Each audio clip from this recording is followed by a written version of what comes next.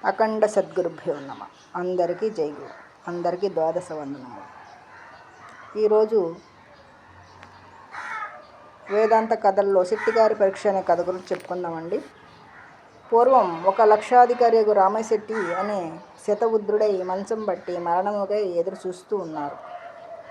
దమ్మిడి లేని దరిద్ర స్థితిలో జీవితం ప్రారంభించినట్టి శెట్టిగారు పట్టిందల్లా బంగారమై సిరి సంపదలతో తొలచూకుతూ 10 లక్షల విలువ చేయడే కాకుండా 50 ఎకరాల మాగాణి పొలం కూడా సంపాదించగలిగారు. అతనికి 3 కుమారులు, మనములు, ముని మనములతో ఇల్లు కలకల్లాడుచున్నది. వయసు మళ్ళిన వాడవడం వలన అతని భార్య అతనికి వినయ విధేయతలతో అతనికి సమస్త ఉపచారములు చేస్తూ ఉండేది. జీవితమందు నిజంగా కోరదగింది ఏదీ లేనప్పటికీ అతనికి సర్వ ప్రాణులకు సహజమైన దుఃఖకారణమైన ఒక కోరిక మాత్రం మిగిలిపోయి అతని మనసును పట్టి వేధిస్తూ ఉన్నది. అది ఏమంటే, అతని కుమారులు ఖర్చు పెట్టడే కానీ కూడబెట్టడం నేర్చుకోలేదు. తాను గదించిన పిదప తన సంపదను ఎంతో కాలం నిలువనీయరేమోనని అతని మనోవేదన. ఇంటి పెత్తనం ఎవరికి ఇస్తే బాగుంటుందో అని ఆయన పరీక్షించగోరి 3 కొడుకులను పిలిచి వారికి 5 రూపాయలనిచ్చి సమానమైన కొలతలు కలిగిన 3 గదులను ఒక్కొక్కరికి కేటాయించి వారితో ఇలా అన్నారు: నేనిచ్చిన సొమ్మును వినియోగించి మీకు కేటాయించిన గదులను ఏ వస్తువులతోనైనా సరే నింపండి నిండుగా, నాకు అభ్యంతరం లేదు. కానీ మీలో ఎవరు తక్కువ సొమ్మును అందుకోసం ఖర్చు చేస్తారో వారికే తాళం చెవులు ఇచ్చి వాడిని గృహ యజమానిగా చేస్తాను.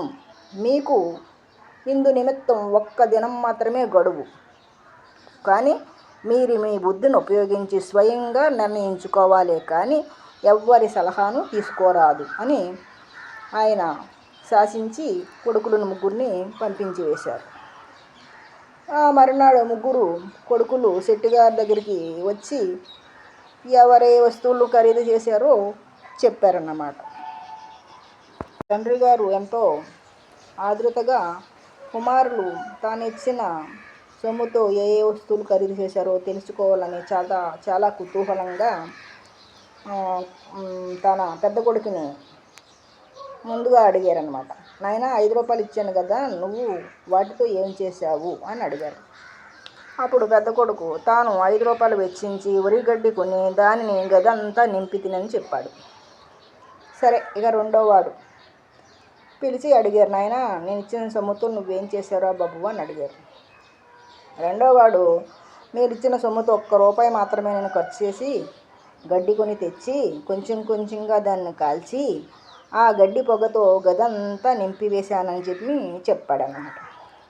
అలాగా అన్నాడు తండ్రి. మూడోవాడు ఉన్నాడు. మూడోవాడిని పిలిచి, నాయన, నేను ఇచ్చిన సొమ్ముతో నువ్వేం చేసావురా బాబు అని అడిగారు. అప్పుడు ఆ చిన్న కొడుకు ఏమంటున్నాడంటే, మీరు వస్తే గదిని నిండించుతానని చెప్పి నేను మాత్రం మాత్రమే ఖర్చు చేశాను, మీరే స్వయంగా వచ్చి చూడవచ్చని చెప్పాడు. ఆ తండ్రిని తీసుకొని ఆ గదిలోనికి తీసుకుపోయి అక్కడ అంతకుముందే జాగ్రత్తగా పెట్టిన ఆముదపు ప్రమిదలోని ఒత్తిని అగ్గిపొల్ల వేసి ముట్టించాడు. ఆ గదంతా కూడా ఆ దీప ప్రకాశంతో నిండిపోయింది. రామయ్య శెట్టి ముఖం కూడా ఆ గదితో పాటు కలకలలాడిందన్నమాట. అందరూ కూడా సంతోషంగా ఆ వెలుగును చూస్తూ నిల్చున్నారు. అప్పుడు రామయ్య శెట్టి పెద్దవాడిని పిలిచి, ఒరే బాబు, నువ్వేమీ మిగల్చకుండా ఎంత ఉంటే అంత ఖర్చు చేసి పెట్టే రకం నీవు పెత్తనం చేస్తే కనుక ఆస్తి అంతా కూడా హారతి కర్పూరం కాగలదు అని నీ పని ద్వారా నిరూపించావు, కాబట్టి నీవు పెత్తనం చేయడానికి పనికిరావు అని చెప్పి రెండో కొడుకును కూడా పిలిచి, బాబు, నీవు కూడా ఆదా చేయగలవే కానీ నీ ఖర్చు ఎవరికి సంతోషం కలిగించదు, మరింత దుఃఖం మాత్రం మిగులుస్తుంది. ఎందుకంటే గది గోడలన్నీ మసి అయిపోయినాయి, చూరంటుకుని పోయే ప్రమాదం కూడా ఉంది.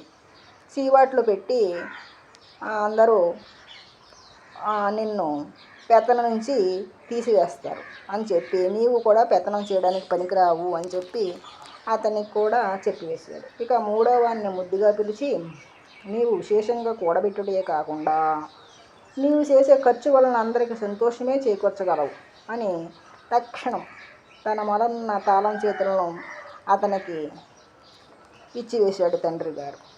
అతన్ని తన గదిలోనికి తీసుకుపోయి, నాయనా, నీకు కొన్ని ముఖ్యమైన విషయాలు తెలియజేయదలుచుకున్నాను. నీ పొదుపరితనము, బుద్ధి కుశలత నాకు నచ్చినవి. ఇది లౌకికంగా పనికి వస్తుంది. కానీ నీవు సూక్ష్మాతి సూక్ష్మగు ఆత్మతత్వమును కూడా గ్రహించగల అర్హత ఉన్నది. కనుక వస్తు మద్రహితమగు పరిపూర్ణ బ్రహ్మమును తెలుసుకోగల ధీమంతుడు కనుక నీవు తప్పకుండా సద్గురువును ఆశ్రయించి వారి ద్వారా జ్ఞానం పొందు. ఎవ్వరూ ఏ ప్రయత్నం చేయక్కర్లేకనే ఎప్పటికీ సర్వత్రా శాశ్వతంగా నిండి ఉన్నటువంటి పరిపూర్ణ తత్వమును తెలుసుకోమని బోధించారు తండ్రి గారు. నిత్యమైనది, సత్యమైనది, శాశ్వతమైనది ఏదో గురుముఖత గ్రహించి వస్తు నిశ్చయంగా తెలుసుకొని ధన్యుడు అగమని ఆశీర్వదించి, ఇక నా చింత తీరిపోయింది, నాకు చాలా ఆనందము కలిగించితివని చెప్పి కుమారుణ్ణి దగ్గర తీసుకుని ఆలింగనం చేసుకున్నారు. తండ్రికి, కుటుంబానికి కూడా గృహస్థిగా సంతోషాన్ని కలగజేస్తూ తండ్రి ఆజ్ఞలో గురుముహత ఆత్మజ్ఞానాన్ని తెలుసుకొని గురువుగారిని కూడా సంతోషపరిచి తన జన్మని సార్థకం చేసుకున్నాడు ఆ కుమారుడు. ఇదండి కథ. మనం కూడా మన జీవితాలని సార్థకం చేసుకుందాం. అందరికీ ధన్యవాదాలు. అందరికీ జై గురు.